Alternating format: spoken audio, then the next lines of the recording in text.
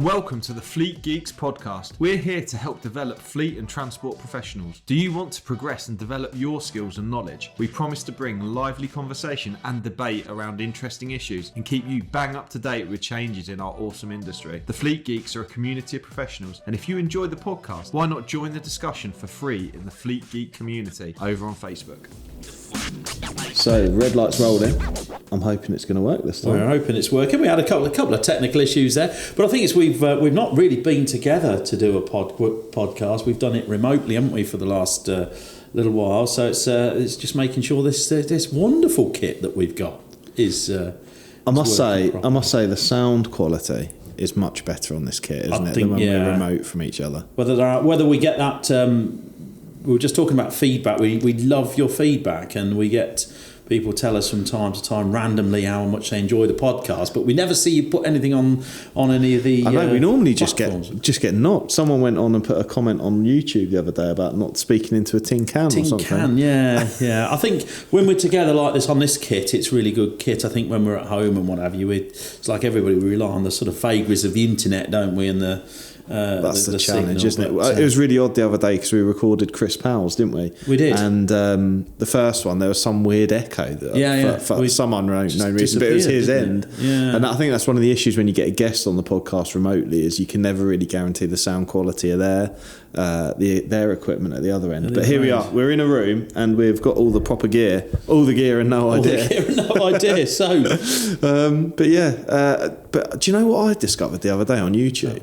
I should have known this really, but there is a dislike button on YouTube. Dislike button. So I actually went through our old videos to see what percentage were like and dislike. Oh, dear. We have had some controversial ones.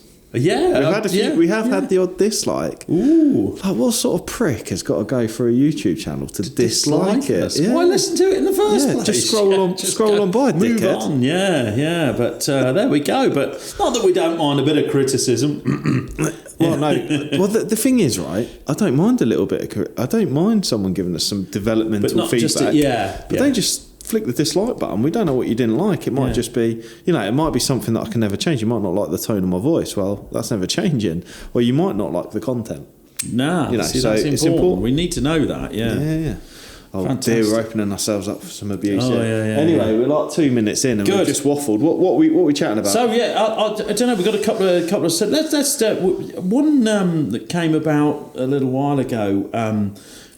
For me, is been highlighted that sometimes in the industry we struggle to get the difference, if you like, or understand the difference between an operating centre and an operator's licence.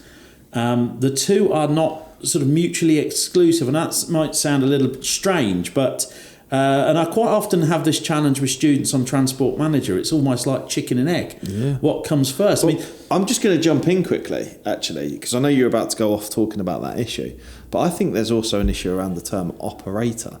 And the reason I'm just going to raise that as a random one is that it was something that whenever I speak to someone who potentially works in the safety arena but doesn't necessarily do the transporty and fleet stuff, to them an operator is potentially a driver or someone who operates the machinery. Yes. Okay, so we go off, and I guess this is why it's important to be really precise with our language. But in the industry, we talk about operators as in the business which operates the vehicle. Yeah. But particularly if you're speaking to safety colleagues or people from other industries or people joining our industries, often if you speak about an operator, they might be thinking about a plant operator, a forklift operator. Often in other terminology, they talk about drivers in that term. We talk about So when I had to clarify that when I spoke with James McPherson, for example, on the Rebranding Safety podcast. When I was talking about operators, for literally, I could tell when the penny dropped. It was about 5 minutes in. He realised I was actually talking about the business, which was operating the vehicles. So there you go. I just, that's a really good point, because we do talk. I mean, they are drivers, aren't they? The people we employ to drive our lorries are drivers. Yep. Whereas not necessarily the people we employ to drive our forklifts, because they would be operators. Or that's certainly how the terminology in health and safety world talks about it. Can be, yeah. So it's an operator is someone who operates the machinery. Absolutely. So generally yeah. speaking, it's a technical person rather than a business entity. Yeah, which is just interesting. Just really. to confuse matters even more. The legal terminology around an operator's license talks about the user. Now, to me, the user of a vehicle is the person who's actually behind the wheel. But actually, the meaning in law of the user is essentially what we would call the operator. So the person who's actually operating the vehicle in terms of as a business. So do you know what? I always say to my students, you've got to come into this game. Think not trying to forget that somebody.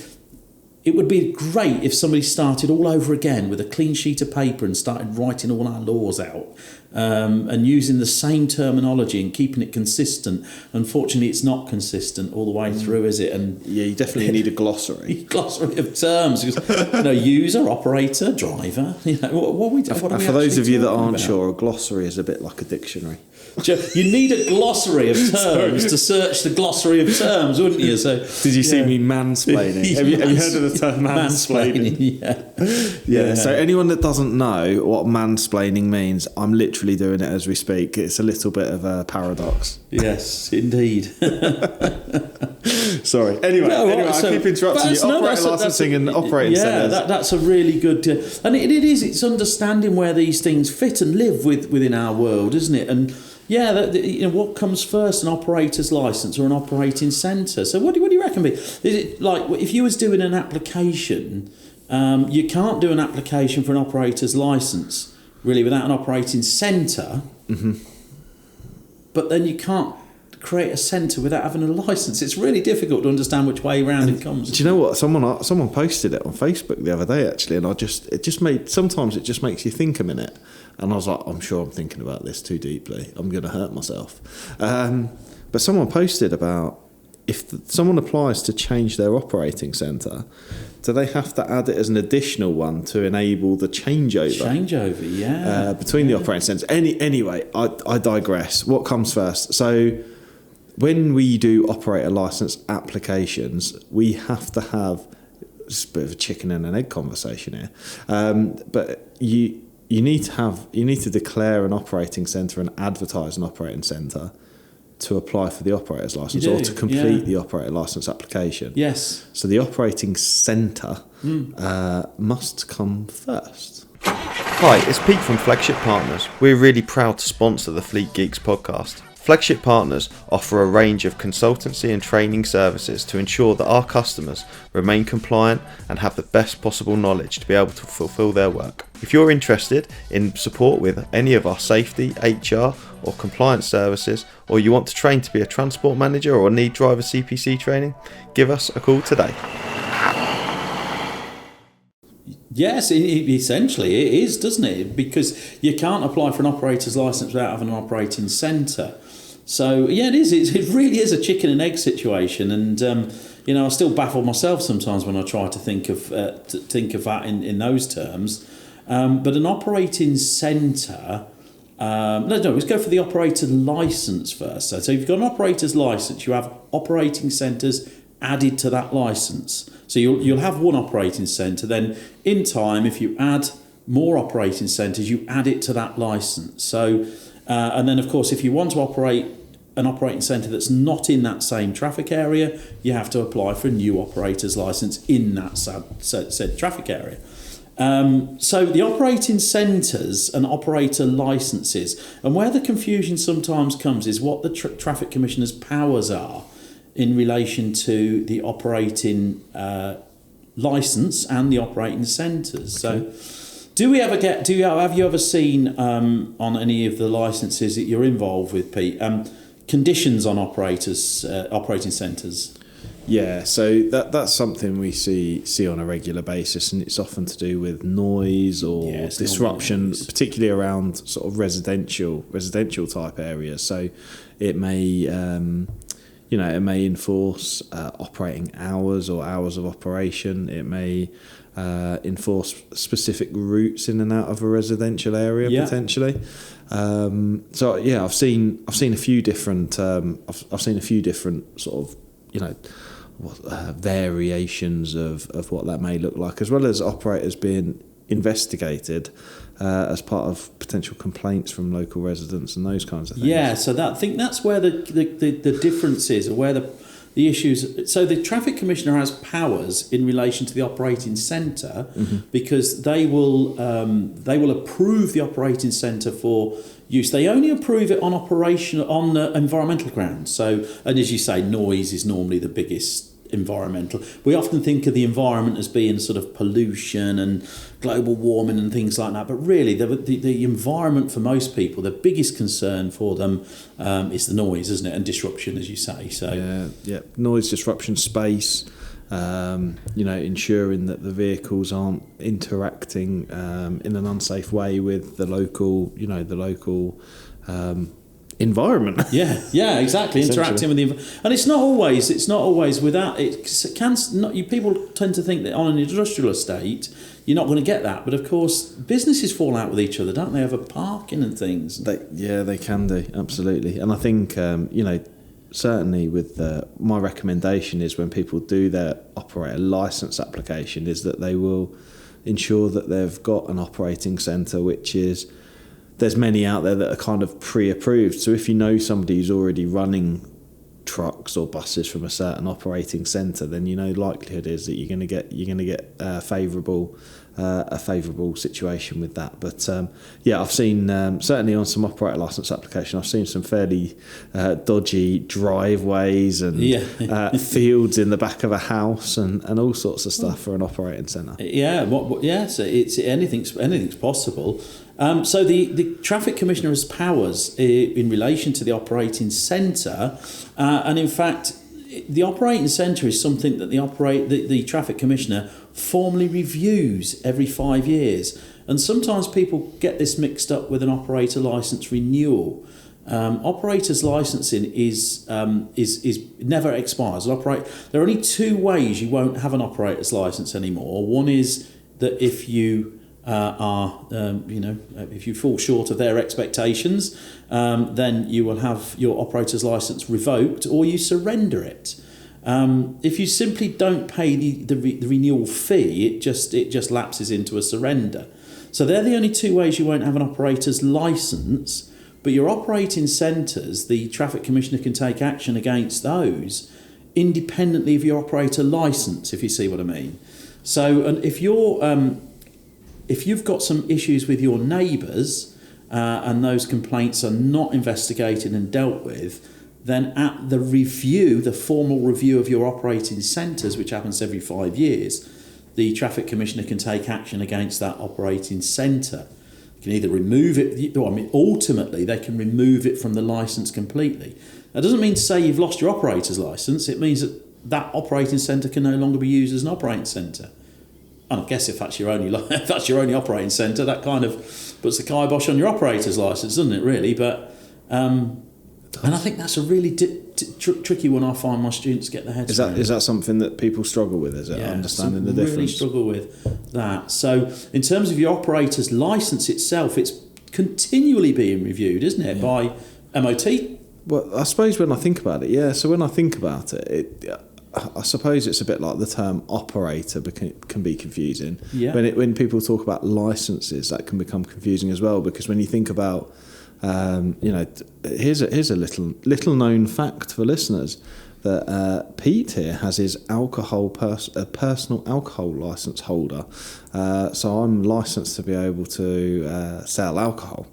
And you talk about premises licences, which is similar to an operating centre, but actually it's actually a premises licence. So you'd have a premises licence for a pub or a bar or a nightclub or that kind of thing, and that licence belongs to the premises. Yeah. So I can see why there'd be some confusion. I was actually the alcohol licensing changed in 2003. I was the youngest person to pass it when the things changed. So there you go, little known There fact. we go. See, every day's a school day. I was also the first person to pass it 100% as well. There you go. It's a long time ago now. I can't remember a single thing about it, to be honest. So can you still pull a pint? I can still pull a pint, but I can't remember. I can't remember what the different. The different legalities and bits and pieces around. So a lot of the local pubs will be putting in for temporary extensions and things like that for New Year's Eve and what have you. So, but it's very actually, in reality, it's very similar. I'm going to use that because that's a really good way of looking at it. So the premises, the pub, if we could liken that to our operating centre. Yep. So that's the impact on the local environment, people walking past late at night making a lot of noise and etc. And then if you look at the person who's operating that pub, that's a very good way of looking at it. And essentially the landlord is like the transport manager, so to speak, and they have to be of a good repute and those kinds of things. There you go. But it's regulated by the local council rather than the traffic commissioner. That's a great way of looking at it. Do you know what? It's strange because those two industries really shouldn't really be good bedfellows, should they? Really, but they are. Yeah. No, so there we go. So that's. I just thought I want to raise that one on a podcast. So operator license. In this case, the person who's serving you the alcohol, the person. I can't believe we're using this. That's a great analogy. It really is. That person is the operator in our world, and they can lose that licence by having it revoked or curtailed, cut,